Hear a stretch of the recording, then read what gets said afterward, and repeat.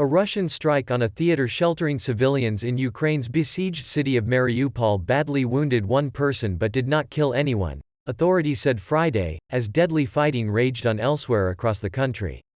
Rescuers picked through the rubble to find hundreds of civilians feared trapped in the wreckage of the theater, as both sides in the war and their allies traded accusations of war crimes 3 weeks into the Russian invasion. With world powers maneuvering to respond to a new conflict in Europe, the United States demanded China get tough with its war criminal allies in the Kremlin. Russian President Vladimir Putin shot back with the same accusation against Ukraine, in his latest of several telephone calls with French President Emmanuel Macron, a Kremlin statement said. Putin insisted Russian forces were doing everything possible not to target civilians, though action on the ground such as the strike on the theater belies this claim.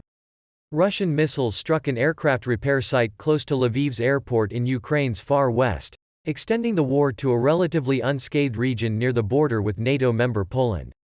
The Russian Defense Ministry said in a statement the strike destroyed an area housing Ukrainian fighter jets, munition stores and military equipment.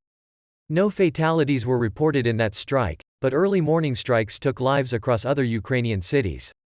Putin meanwhile held a triumphalist rally in Moscow despite signs that his ground offensive is flagging. Authorities in Kyiv said one person was killed when a Russian rocket struck residential tower blocks in the capital's northwestern suburbs. They said a school and playground were also hit. A body lay under a sheet, near a huge crater, after the blast blew out every one of the school's windows. 14-year-old Anna Maria Romanchik's lip trembled after the missile exploded outside her school, the gymnasium number 34 Lydia. Scary, she said in halting English, her face pale with shock as her mother comforted her. I just hope that everything will be okay.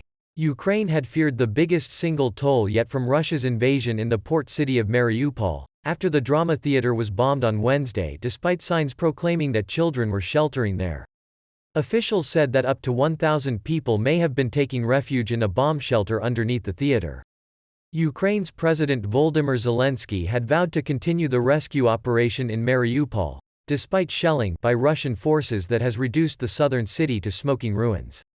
The indiscriminate fire unleashed on Mariupol is one of several instances in Ukraine that led us President Joe Biden this week to label Putin a war criminal, to the Kremlin's fury.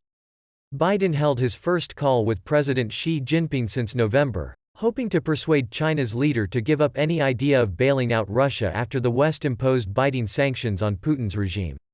Xi told Biden that war was in no one's interest, while China and the United States should shoulder international responsibilities, according to Chinese state media.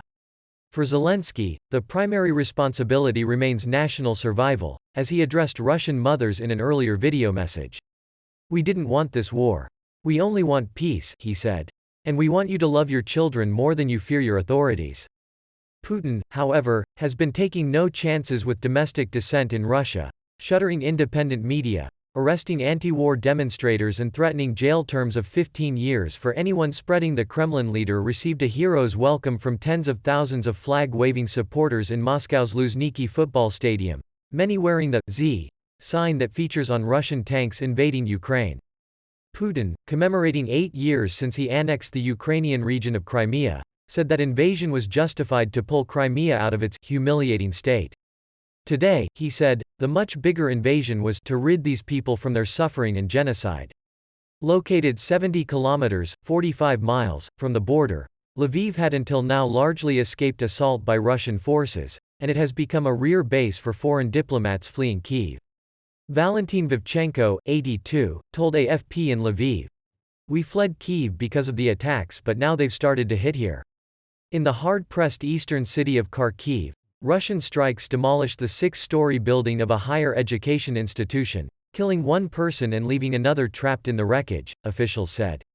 As Putin's ground offensive has met with fierce Ukrainian resistance, Moscow has increasingly turned to indiscriminate air and long-range strikes. Britain's defense ministry said that on the ground, Russia was struggling to resupply its forward troops, with even basic essentials such as food and fuel. Incessant Ukrainian counterattacks are forcing Russia to divert large numbers of troops to defend their own supply lines. This is severely limiting Russia's offensive potential, it said. Moscow's diplomatic isolation deepened as Baltic countries Estonia, Latvia and Lithuania announced the expulsion of 10 Russian diplomats, following in the steps of Bulgaria. Historically, Ukraine has been a grain-exporting breadbasket to the world. But the devastating human catastrophe, now unfolding risks extensive economic fallout around the world. The International Monetary Fund, World Bank and other top global lenders warned. The entire global economy will feel the effects of the crisis through slower growth, trade disruptions, and steeper inflation, they said. For many Ukrainians, Russia's actions on the ground and from the air make a mockery of stop-start peace talks that have been proceeding this week. In a call with German Chancellor Olaf Scholz, Putin on Friday accused Ukrainian authorities of trying in every possible way to stall negotiations, putting forward more and more unrealistic proposals. Russia wants Ukraine to disarm and disavow all Western alliances, steps that Kyiv says would turn it into a vassal state of Moscow. Western governments have condemned Putin's vision for peace. In Odessa, on the Black Sea, civilians are braced for attack, with tanks deployed at road junctions and monuments covered in sandbags. "Our beautiful Odessa," said Lyudmila, an elderly woman wearing bright lipstick, as she looked forlornly at her city's empty, barricaded streets. "But thank God we are holding on. Everyone is holding on."